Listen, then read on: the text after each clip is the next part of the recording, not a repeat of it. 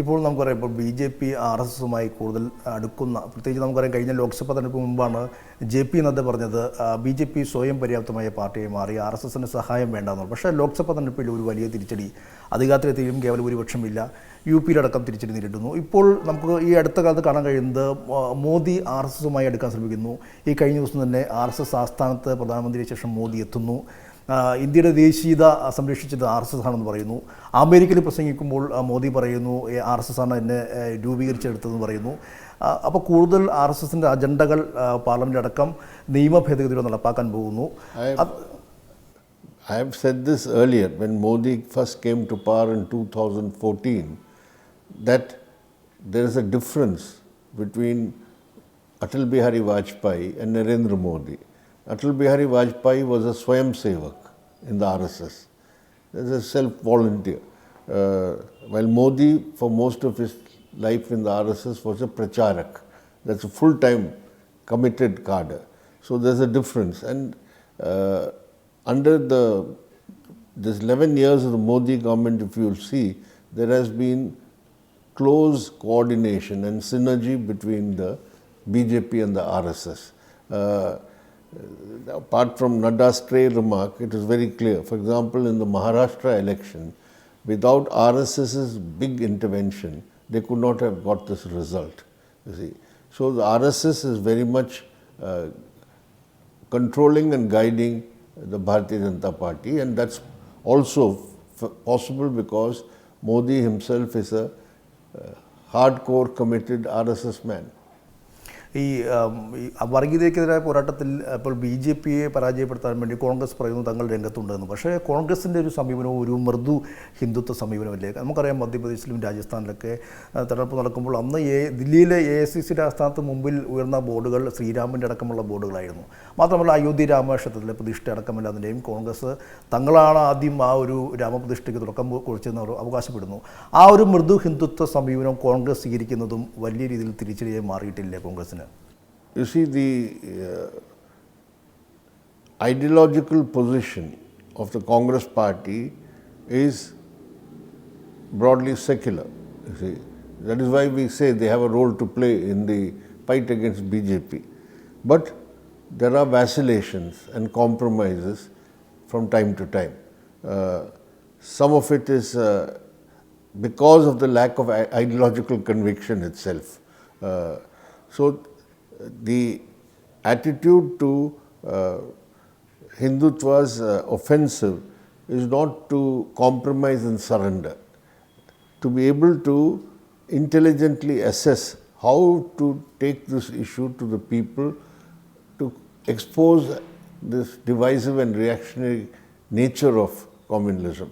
You see, they use religion as a cover for everything. But religion in this country, the majority who are Hindus, who are believers, I don't think all of them have been won over to the Hindutva ideology. You see, so we have to go amongst them to explain to them that what they are doing is not is misuse of your faith for political purposes. That ideological clarity, if it's not there, then you tend to vacillate and compromise. ഇനിയിപ്പോൾ കേരളത്തിലേക്ക് പോകുന്നുള്ള കേരളത്തിൽ നമുക്കറിയാം മൂന്നാം LDF സർക്കാർ അധികാരത്തിൽ വരുമെന്ന വലിയ പ്രതീക്ഷ ഇടതുപക്ഷത്തിനുണ്ട്.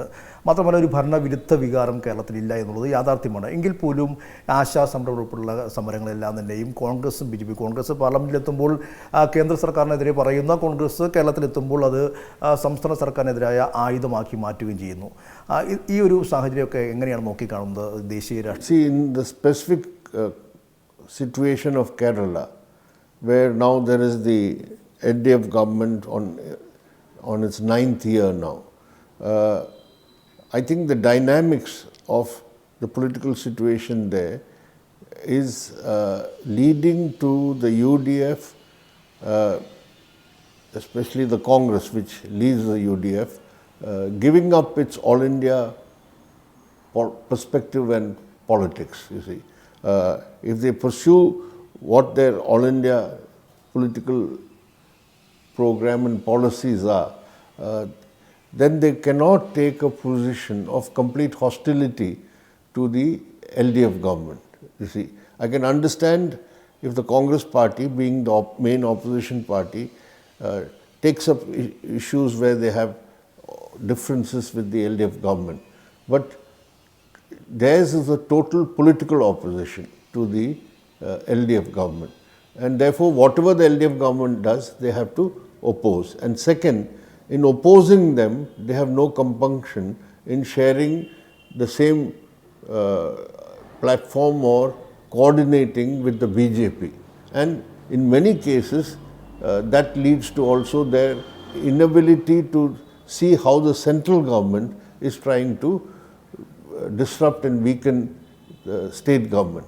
In any other state, if they face such an attack from the center, they are also running state governments, they will be shouting hoarse that the central government is interfering, etc. So this approach is not there, and that is most visible in the case, say, when the central government uses the agencies like the ED. If the ED is to be used against an LDF government minister or opposition LDF leader, then the Congress party welcomes it, or in fact asks for it. That is not how we take the position. In the neighboring state Karnataka, the chief minister there, Congress chief minister Siddaramaiah, efforts were made by the central agencies to entangle him in some cases. Our party, though we are not there as an ally of the Congress or anything, but being in the opposition, we will not support that. We will not allow, we will oppose any central agency being used as a political weapon against any opposition government or opposition leader. That's the difference between the CPIM and the Congress party. കേരളത്തിൽ നമുക്കറിയാം, ഇപ്പോൾ കഴിഞ്ഞ സംസ്ഥാന സമ്മേളനത്തിൽ CPIM-ൻ്റെ സംസ്ഥാന സമ്മേളനത്തിലടക്കം നവകേരള രേഖയുമായി മുന്നോട്ട് പോവുകയാണ്. എന്നാൽ ഇപ്പോൾ ചില വലതുപക്ഷ മാധ്യമങ്ങൾ ഇതിൽ പാർട്ടി ചില ആശയങ്ങളിൽ നിന്ന് വ്യതിയിരിക്കുന്നു, സ്വകാര്യവൽക്കരണം വിദ്യാഭ്യാസ മേഖലയിൽ വ്യതിയിരിക്കുന്നു എന്നെല്ലാം തന്നെയും ചില പ്രചരണം നടത്തുന്നു. അതിനോട് എങ്ങനെയാണ് പ്രതികരിക്കുന്നത്? You see, the facts on the ground are clear. When you talk about CPM suddenly waking up and welcoming private investment, that's not the fact. As long as the Indian Constitution is there, there is powers vested with the central government for economic policy making. We are working in a capitalist system. So Kerala cannot go out of the capitalist system and declare we are going towards socialism, you see. And therefore, we will only have public sector or state-run sector, etc. So the reality has been that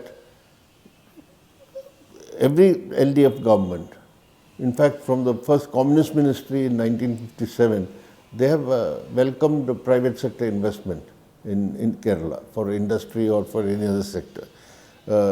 At the present moment, the issue being raised is we are talking about bringing in private sector into some sick public sector undertakings which cannot be revived or turned around.